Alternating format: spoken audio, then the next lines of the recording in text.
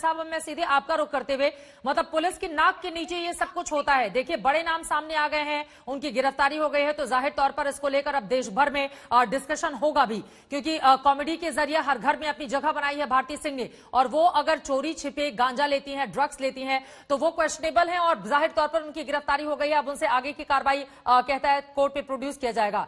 लेकिन पुलिस की नाक के नीचे ये सब कुछ होता है और मुंबई पुलिस, महाराष्ट्र पुलिस कुछ कर नहीं पाती, आराम से खरीद फरोख्त होती है वहां पर। देखिए, ड्रग्स चलती हैं, इसमें तो कोई शंका नहीं है, लेकिन जैसा अभी मेरे से पूर्व जो वक्ता थे उन्होंने बताया कि ये सब चीजें बहुत सीक्रेटली चलती हैं। ये एक ऐसा नेटवर्क है जिसको क्रैक करना बहुत मुश्किल काम है। फिर भी पुलिस अपनी तरफ से कोशिश करती है, नार्कोटिक वो अपनी तरफ से कोशिश करते हैं, तो जितनी भी उनको सफलता मिलती है वो अपने सामने है।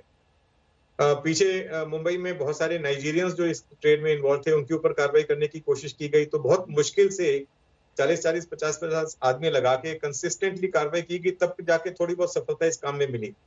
तो ये थोड़ा सा एक नेटवर्क, इनका जो यूजर्स हैं, कंज्यूमर्स हैं, वो आमतौर पे जल्दी इंफॉर्मेशन नहीं देते, क्योंकि उनकी आगे की पूरी सप्लाई रुक जाती है।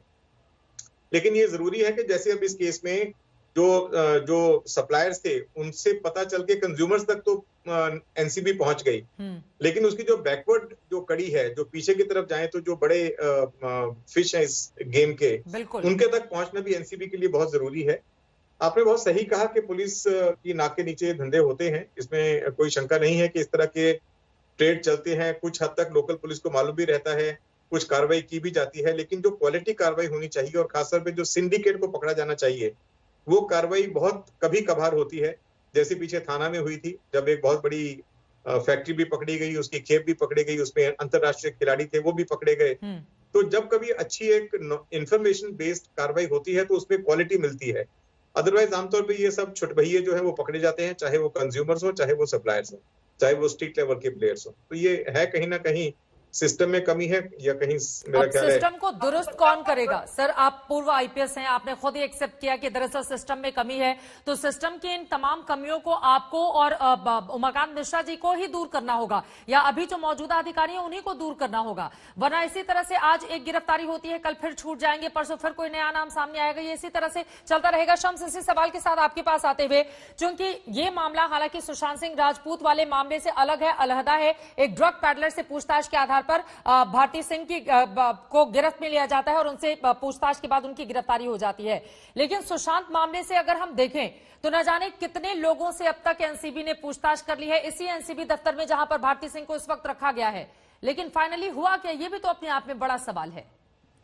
देखिए चित्रा, दो चीजें। सबसे पहले जो हमारे दोनों मेहमान हैं, मैं उनकी बात सुन रहा था। जो एक बात हो रही है, जो आप भी कह रही हैं लगातार, कि मुंबई की पुलिस के नाक के नीचे या किसी भी और शहर में नाक के नीचे इस तरह से ड्रग्स का कारोबार होता है, पुलिस क्यों नहीं करती?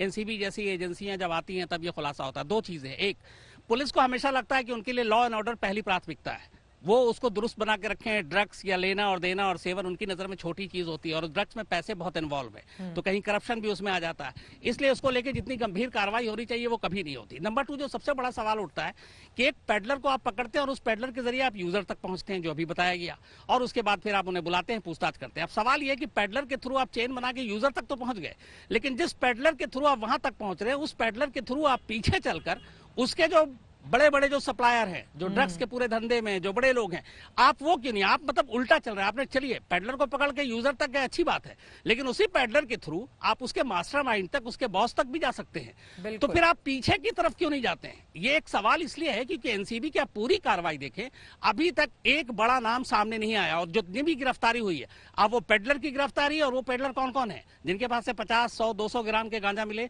इन जितने भी पेडलर पिछले 2 महीने से एनसीबी ने पकड़े हैं, अगर आप उनकी क्वांटिटी उठा के देखें तो वो क्वांटिटी उतनी नहीं है कि हम जिस पे बहुत बड़ा एक चिंता की बात करें, लेकिन उससे पीछे के जो लोग हैं, जो सारे सप्लाई करते हैं, जो पता नहीं कितने करोड़ों का ये पूरा धंधा अरबों का, वहां तक एनसीबी की पहुंच नहीं है। इसलिए नीयत पे भी सवाल उठता है और उनकी कोशिश पे भी सवाल उठता है।